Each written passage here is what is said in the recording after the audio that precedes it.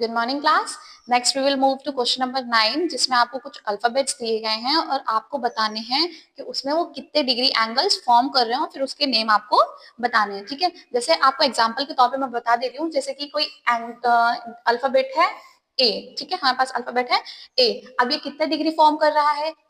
जाहिर सी बात है, हम या तो इसको प्रोटेक्टर की हेल्प से मेजर कर लेंगे या तो हम क्लियरली ऑब्जर्व कर सकते हैं। इतना होता है तो 90 होता है। अब ये ऐसे तो बना ही ना, कुछ ऐसे शेप में आ रहा है, मींस 90 डिग्री से छोटा। तो ये क्या बना रहा है? एक्यूट एंगल बना रहा है। ठीक है, आपको ये क्लियरली ऑब्जर्व हो गया। और हाँ, एंगल जब फॉर्म करता है तो हमेशा दो रेज होने चाहिए, दो लाइनें उसमें होनी चाहिए, ताकि वो क्या करे?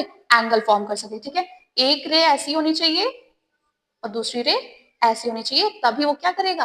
एंगल फॉर्म करेगा। ठीक, जिन जिन जिन अल्फाबेट्स में कर्व आ जाएगा उसमें कोई भी एंगल फॉर्म नहीं होगा। जिसमें बट दो रेज आके एक जगह मीट कर जाएंगे तो उसमें एंगल्स फॉर्म हो जाएंगे। तो बस आपको वो बताने हैं कि वो वेदर एक्यूट है, ऑब्ट्यूज है या स्ट्रेट या 90 डिग्री है। बस आपको वो बताना है, वो आप सेल्फ करेंगे। ठीक है, अब हम लोग चलते हैं क्वेश्चन नंबर 10 पे, that is observe the diagram drawn alongside and tell about each of the following angles whether it is acute, right, obtuse or straight। ठीक है, आपके पास ये फिगर बना हुआ है, आपको यहाँ पे कुछ एंगल्स दिए गए हैं, आपको बताना है कि वो एक्यूट है, राइट है, ऑब्ट्यूज है या स्ट्रेट है। ठीक है, मैंने आपको क्लास में बता रखा है कैसे एंगल्स को रीड करना है। ठीक है, अब उसी की हेल्प से हम यहाँ पे देखेंगे वो एंगल्स कैसा फॉर्म हो रहा है। ठीक है, जैसे पहला एंगल क्या है? एंगल बी ए सी। ठीक, हम सबसे पहले पॉइंट चलते हैं बी, देन ए, देन सी। ठीक, ये रहा हमारा एंगल बी ए सी। ठीक, अगर ये कितना है? प्रोटेक्टर है तो हम प्रोटेक्टर से मेजर कर सकते हैं, बट प्रोटेक्टर नहीं है, क्लियरली ऑब्जर्व कर सकते हैं क्योंकि यहाँ पे लिखा भी है, सिर्फ ऑब्जर्व करके बताना है। ठीक है, तो ऐसे होता तो हमारा 90 डिग्री बन जाता है। ठीक, बट 90 डिग्री से ये छोटा है, कुछ ऐसे इस शेप में फॉर्म हो रहा है, तो हमारा क्या हो जाएगा? ये acute acute angle. Clear? Next हमारा हो जाएगा एंगल ए बी सी। ठीक, एंगल ए बी सी, फिर से हमें यहाँ पे क्लियरली ये ऑब्जर्व हो रहा है। ऐसे होता तो हमारा 90 डिग्री बन जाता, बट वो कुछ ऐसे शेप में आ रहा है। ठीक, तो ये हमारा क्या हो जाएगा? एक्यूट हो जाएगा ये भी।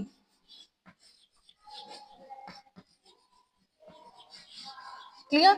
नेक्स्ट है हमारा एंगल ए सी बी। ठीक, मीन्स ए सी then B.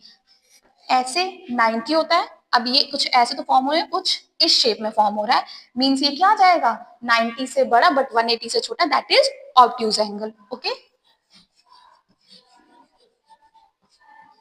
Obtuse angle. Okay, next है हमारा एंगल डी सी ए।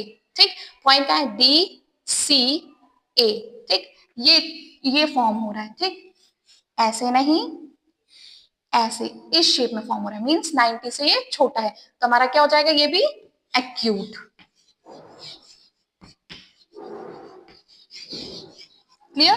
नेक्स्ट है आपका एंगल ए डी सी। ठीक, एंगल ए डी सी। ठीक, आपको ये चीज पता है, कोई भी अगर स्ट्रेट लाइन होती है उस पे आगे कोई भी लाइन ऐसे परपेंडिकुलर पड़ती है तो क्या फॉर्म करता है? 90 डिग्री फॉर्म कर देता है। ठीक है, कि दोनों साइड से क्या फॉर्म करता है? 90 डिग्री फॉर्म कर देता है। ठीक है, 90 डिग्री एंगल्स का नेम क्या होता है? Right angle. ओके, तो यहाँ पे आप सेल्फ लिखेंगे राइट एंगल। नेक्स्ट है आपका एंगल ए डी बी। ठीक, एंगल ए डी बी। अब ये स्ट्रेट लाइन फॉर्म कर रहा है, ये रहा आपका बेस रे जिससे हम ऑब्जर्व करते हैं, ये रहा हमारा एंगल मेकिंग रे जिसकी वजह से एंगल फॉर्म होता है। ठीक है, तो ये कितना फॉर्म कर रहा है? Straight line. स्ट्रेट लाइन क्या हो जाता है? 180 डिग्री एंगल। तो 180 डिग्री एंगल कितना हो जाएगा? 180 डिग्री एंगल को हम नाम क्या कहते हैं? Straight angle. Okay class, thank you.